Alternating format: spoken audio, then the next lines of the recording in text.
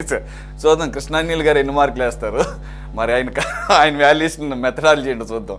అది మూల్యాంకనం మరి అది మాన్యువల్ లేకపోతే కంప్యూటరైజ్డ్. కృష్ణానీల్ గారు ప్లీజ్. సురేష్ గారు నమస్తే.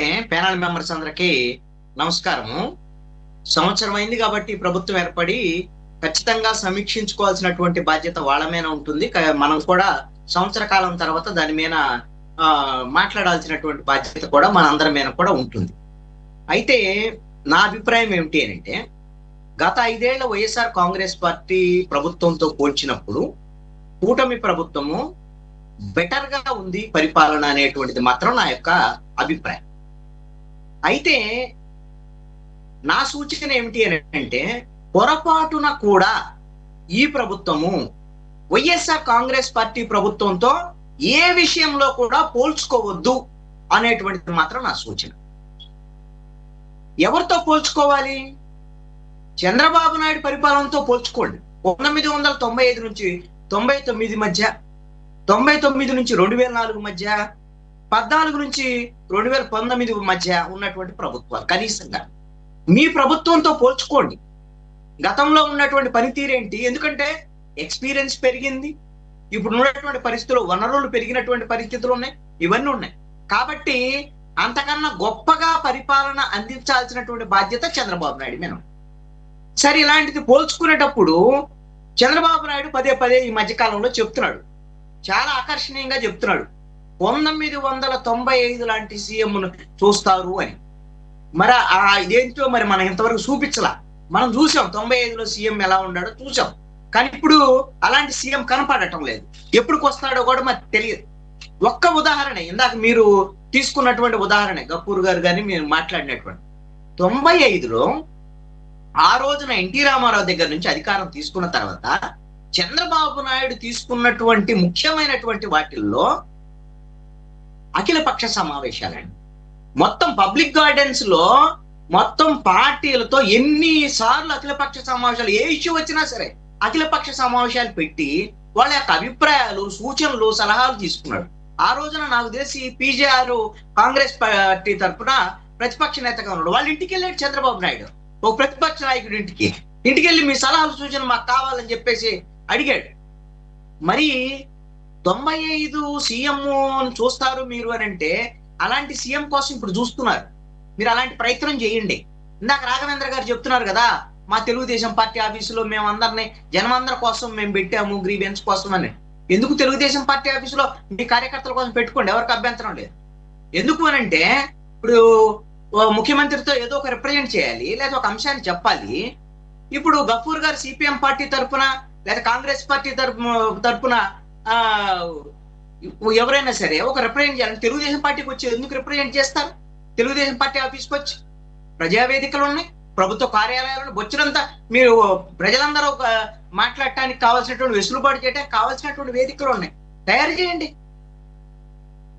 ఇక్కడ రెండో అంశం ఏంటి అని అంటే, ఈ ప్రభుత్వము ప్రారంభించినటువంటి విధానం ఎందుకు వైసీపీతో పోల్చినప్పుడు బెటర్ గా ఉంది అని అంటే, ఖచ్చితంగా వాళ్ళు కనీసమైనటువంటి పాలన అనేటువంటిది ఎలా ఉంటది అనేటువంటిది కూడా జగన్మోహన్ రెడ్డి అసలు అది పూర్తిగా జనాన్ని వదిలేశాడు. జనం రాష్ట్రాన్ని వదిలేశాడు, జనాన్ని వదిలేశాడు, పాలన వదిలేశాడు. అతనికి తెలిసింది ఒక్కటే తెలిసింది, నేను బటన్ నొక్కితే జనానికి డబ్బులు వెళ్తాయి, మన వాళ్ళు మనకు ఓట్లు వేస్తారని అనుకున్నాడు. అతను తెలియని తనం వల్ల ముఖ్యమంత్రిగా ఫెయిల్ అయ్యాడు. అంతవరకు అయితే పర్వాలేదు, ఏ డెవలప్మెంట్ లేదు, అప్రజాస్వామికమైనటువంటి చర్యలు ఇవన్నీ కూడా మనం చూసాం. మరి ఇప్పుడు ఈ ప్రభుత్వము మళ్ళీ అదే తరహా వాటిలోకి వెళ్ళకూడదు. కనీసం వాళ్ళతో కంపేర్ చేసిన అంతకన్నా గొప్పగానే ఉండాలి. కనీసం మీరు వాటి తరహాలో వెళ్ళకూడదు అనేటువంటిది నా పాయింట్. రెండవది ఏంటి అని అంటే, ఈ రాజకీయ పార్టీలు, కూటమి ప్రభుత్వం ఎన్నికల సమయంలో ఇచ్చినటువంటి హామీలను మనం ఒక్కసారి చూస్తే ఇవి పులి మీద స్వారీ అండి. ఖచ్చితంగా పులి ఈ విధమైనటువంటి హామీలు ఇచ్చినటువంటి వేళని తినటం ఖాయం. దీంట్లో ఏ డౌటు లేదండి. ఈ సంవత్సర కాలంలో వీళ్ళ యొక్క నడవడిక, వీళ్ళు తీసుకున్నటువంటి స్టెప్స్ ఇవన్నీ చూసినప్పుడు రేపు 4 ఏళ్లలో వీళ్ళు ఇచ్చినటువంటి హామీలను అమలు చేయలేనటువంటి ప్రభుత్వంగా మిగిలిపోబోతుంది అని ఈ నడవడిక అర్థమైపోయిందండి. ఎందుకు అర్థమైంది అని అంటే చెప్పొచ్చు. ఇప్పుడు మేము ఆల్రెడీ అమ్మ ఒడి ఇచ్చేసాం, ఇప్పుడు ఈ రోజున తల్లి దీవెన 67 లక్షల మందికి, ఇవన్నీ చెప్పుకోవచ్చు, చాలా చెప్పుకోవచ్చు. చెప్పిన తర్వాత మీరు గమనించండి, తల్లికి వందనం పేరుతో మీరు ఇచ్చేటువంటి అంశాలు ఇవన్నీ పాజిటివ్ అంశాలను మీరు ఎన్నైనా చెప్తారు, నెగిటివ్ అంశాలే ప్రజలకి వాళ్ళకి ఇంపాక్ట్ అయ్యేటువంటి అంశాలు. మీకు ఒక సంవత్సరాన్ని మిస్ చేశారు ఒక అంశము. అదేవిధంగా ఫిల్టర్ల పేరుతో మీరు కొంతమంది అర్హులుగా ఉండేటువంటి ఒక 20 లక్షల సంఖ్యను తగ్గించినటువంటి పరిస్థితి ఉంది. ఎప్పుడైనా చూడండి, మీరు ఒక గ్రామంలో ఒక 100 మంది అర్హులు ఉన్నారనుకోండి, 100 మందికి మీరు 100 మందిలో 99 మందికి ఇచ్చారు. ఒక్కళ్ళకి ఏదో ఒక రీత్యా వాళ్ళ అనర్హులను లేదా టెక్నికల్ ప్రాబ్లం ఇంకోటి, ఆ ఒక్కళ్ళ చాలు గోల గోల చేయటానికి. 99 మంది సంగతి వాళ్ళు ఆయన తీసుకుంటారు, అయిపోయింది. ఈ ఒక్కళ్ళ గోలే మీడియాలో కానీ మిగతా విషయాల్లో కానీ ముందుకెళ్ళేటువంటి పరిస్థితి ఉంటుంది. మీరు ఈ విషయంలో తల్లికి వందనం విషయంలో జరిగినటువంటి పరిణామం ఇదే. అదే విధంగా వీళ్ళు గొప్పగా చెప్పుకునేటువంటి పథకం ఈ ప్రభుత్వం వచ్చిన తర్వాత 3,000 నుంచి 4,000 పెన్షన్లు చేశారండి. ప్రతి నెల పండగ చేస్తాడు చంద్రబాబు నాయుడు. ఇప్పుడే మీ విజువల్ చూసాం. మరి వాళ్ళ ఇంట్లో టీలు ఎప్పుడని పెట్టాడో లేదు తెలియదు, కానీ వాళ్ళ ఇళ్ళకి వెళ్ళి పంచదార వెళ్ళటాలు, పాలు పోయటాలు, టీలు పెట్టాలి, ఇవన్నీ చేస్తున్నాడు. ప్రతి నెల పండగ చేస్తాడు, ప్రతి నెల వాళ్ళ ఇళ్ళకి వెళ్తాడు, పెన్షన్లు పంచుతాడు.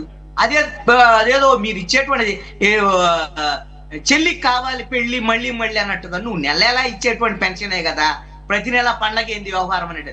దాంట్లో అతి పెద్ద దెబ్బ పడబోతున్నాడు ఈ ప్రభుత్వానికి పెన్షన్ల విషయంలో. ఆల్రెడీ గొప్పగా వీళ్ళు ఇంప్లిమెంట్ చేసినటువంటి పథకం అది. ఎందుకు ఒకేసారి 3,000 నుంచి 4,000 ఇచ్చేశారు. జగన్మోహన్ రెడ్డి 4 ఏళ్లు పట్టింది. దాంట్లో ఏం దెబ్బ పడుతుందో తెలుసా అండి? ఇందాక రాఘవేంద్ర గారు చెప్పారు కదా, ప్రతి వారము ఎమ్మెల్యేలు ఖచ్చితంగా అందరి దగ్గర నుంచి ఫిర్యాదులు తీసుకుంటున్నారు. ఎమ్మెల్యేల దగ్గర ఎక్కడికక్కడ ఈ గ్రీవియన్స్ ఇవన్నీ నడుస్తున్నటువంటి మాట. నేను చాలా గ్రీవియన్సెస్ కి హాజరయ్యాను. ఒక 20కి పైగా గ్రీవియన్సెస్ హాజరయ్యి ఈ సంవత్సర కాలం వివిధ నియోజకవర్గాల్లో. మేజర్ అప్లికేషన్స్ ఏంటి తెలుసా అండి? పెన్షన్లు కావాలి అనేటువంటి దాని మీద. ఏంటి, ఆల్రెడీ వైఎస్ఆర్ కాంగ్రెస్ పార్టీ ఉన్నప్పుడు ఏం చేశారు వాళ్ళు? ఒక ఇంట్లో ఒకటే పెన్షన్, ఇంకా ఆయన పెన్షన్ వచ్చేసరికి ఏ పెన్షన్ రాదు ఆ ఇంట్లో. ఆ రోజున వాళ్ళు ఇంప్లిమెంట్ చేసిన విధానం. వీళ్ళేం చెప్పారు, మీరు ఎంతమంది అర్హులు ఉంటాయి మీ ఇంట్లో అంతమందికి పెన్షన్ ఇస్తామన్నారు. వీళ్ళు ఈ అప్లికేషన్లు వచ్చినాయండి. ఈ అప్లికేషన్లు ఈ సంవత్సరం నుంచి ఇస్తానే ఉన్నారు, ఎదురు చూస్తున్నారు. వాటిని చేయాలి అని అంటే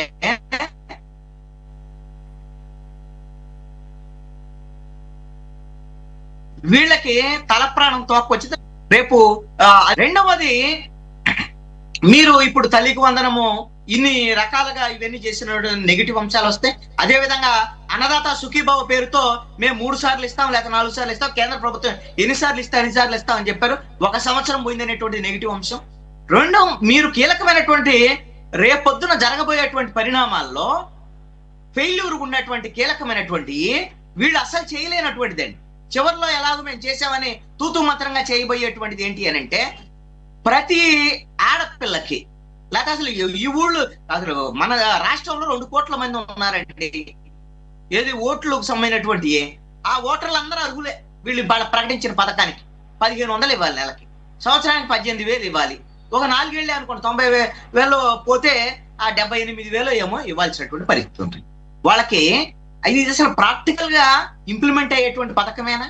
ఇది సాధ్యమైద్దా? ఏం చేస్తాడు చంద్రబాబు నాయుడు? లాస్ట్ ఇయర్ లో అప్పుడు పసుపు కుంకుమ అన్నట్టు ఇంప్లిమెంట్ చేసినట్టుగా లాస్ట్ ఇయర్ లో ఏదో ఇంప్లిమెంట్ చేయడానికి ప్రయత్నం చేస్తారు.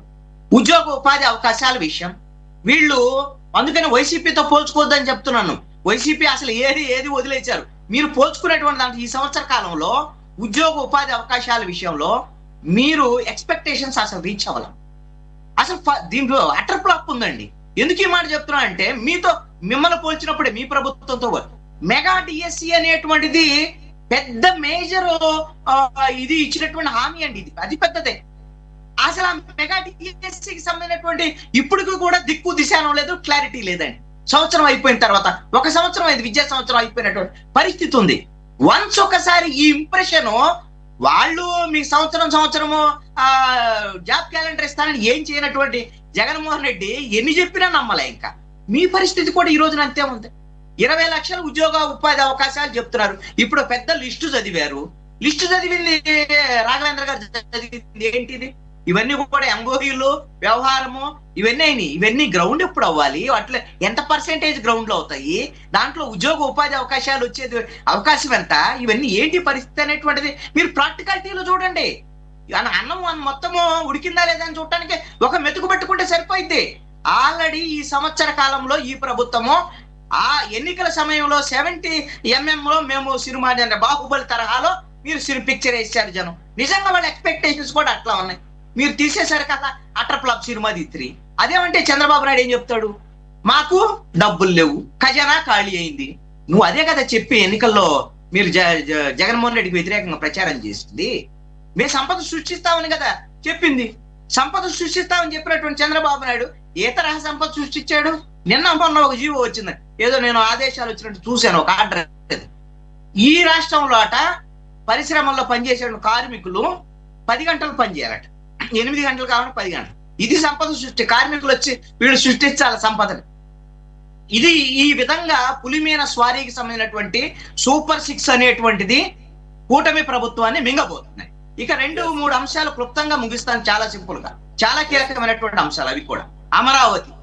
అమరావతి మనం అనుకుంటున్నాం, మనం అందరం సపోర్ట్ చేస్తున్నాం, సపోర్ట్ చేయాలి కూడా. ఎందుకోసమనంటే 2019 నుంచి 24 తర్వాత 24 వరకు చూసినటువంటి నేపథ్యంలో ఈ రాష్ట్రానికి రాజధాని ఏదో ఒకటి కావాలిగా, కాబట్టి అందరం సపోర్ట్ చేస్తున్నాం. కానీ అమరావతి అనేటువంటిది పెద్ద డిజాస్టర్ లాగా మిగలబోతుందండి. నేను ఎందుకు ఈ మాట చెప్తున్నా అంటే సింపుల్ గా డైరెక్ట్ చెప్తున్నాను.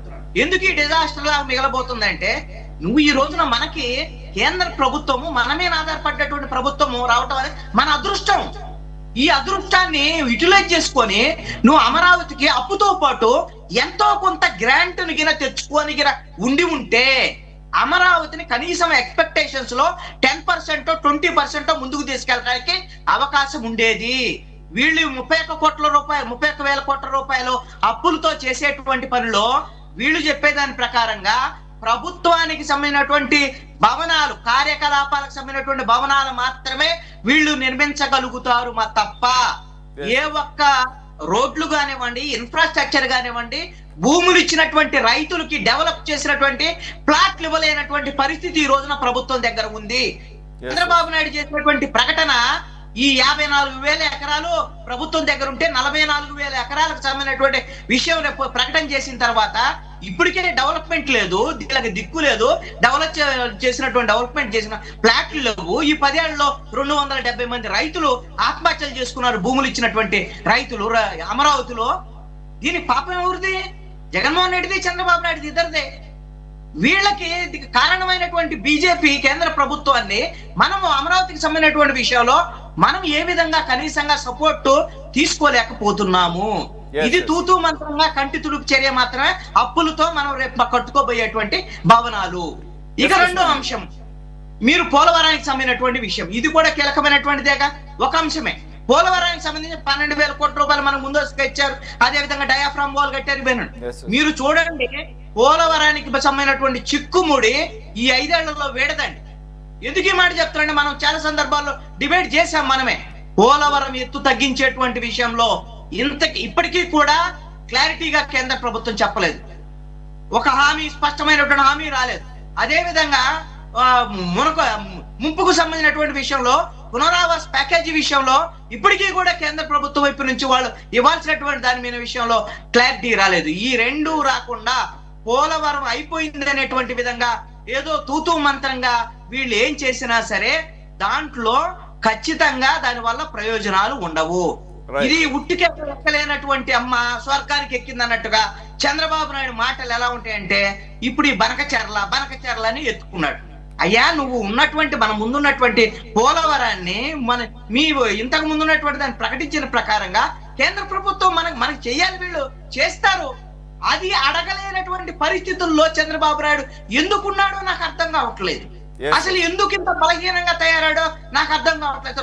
2014 నుంచి 19 వరకు ఉన్నటువంటి చంద్రబాబు నాయుడు కూడా ఇప్పుడు చూడలేకపోతున్నాం. ఇంత బలహీనమైనటువంటి చంద్రబాబు నాయుడు కనీసం బీజేపీ ప్రభుత్వం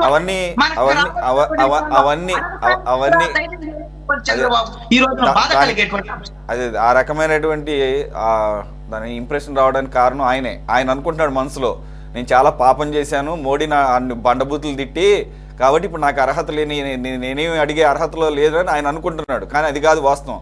బూతులదే ఉంది, మర్చిపోయాడు, ఆయన మర్చిపోయాడు. ఆయన దులిపేసుకున్నాడు కాబట్టి, నేను అదే అంటున్నాను సార్. ఆయన మనసులో అది ఉందేమో అంటే నేను అంటున్నాను. ఇదేమి అదేం కన్ఫర్మ్ అంటలా, అదే ఉండొచ్చు నాకు తెలుసు. రెండోది ఏంటంటే మీరు అన్నట్టు అది కాదు కదా ఇక్కడ ప్రాక్టికల్గా ఎవరి మీద ఆధారపడి ప్రభుత్వాన్ని నడుపుతున్నారు. ఇక్కడ అసలు ఎన్డీఏ అలయన్స్ అనటం కూడా కరెక్ట్ కాదేమో. ఇది తెలుగుదేశం కూటమి ప్రభుత్వం ఇది. ఓకే, ఎందుకంటే బీజేపీ యొక్క పాత్ర దీంట్లో ఒక పాయింట్ గ్రౌండ్ లో మనకి ఈ రోజున ఎంతో ప్రభావం చూపించేటువంటి అంశాలు మనవాళ్ళు చర్చించినప్పటికీ కూడా చాలా కీలకమైనది కరప్షన్ అండి. కరప్షన్ అనేటువంటిది జగన్మోహన్ రెడ్డి ప్రభుత్వంలో సెంట్రలైజ్డ్ గా జరిగితే ఈ రోజున డీసెంట్రలైజ్డ్ గా విచ్చలవిడిగా జరుగుతుంది. ఈ విషయాన్ని వాళ్ళ అంతర్గత సమావేశాలను మాట్లాడుకోమన్నాడు. మన ముందు రాఘవేంద్ర గారు అంగీకరించక్కర్లేదు, ఎందుకంటే వాళ్ళు డ్యామేజ్ అయింది కాబట్టి. అంతర్గతంగా మీరు మాట్లాడుకోండి, సరి చేసుకోకపోతే మాత్రం మీ పుట్టి మునగబోతుంది అనేటువంటిది మాత్రం స్పష్టం.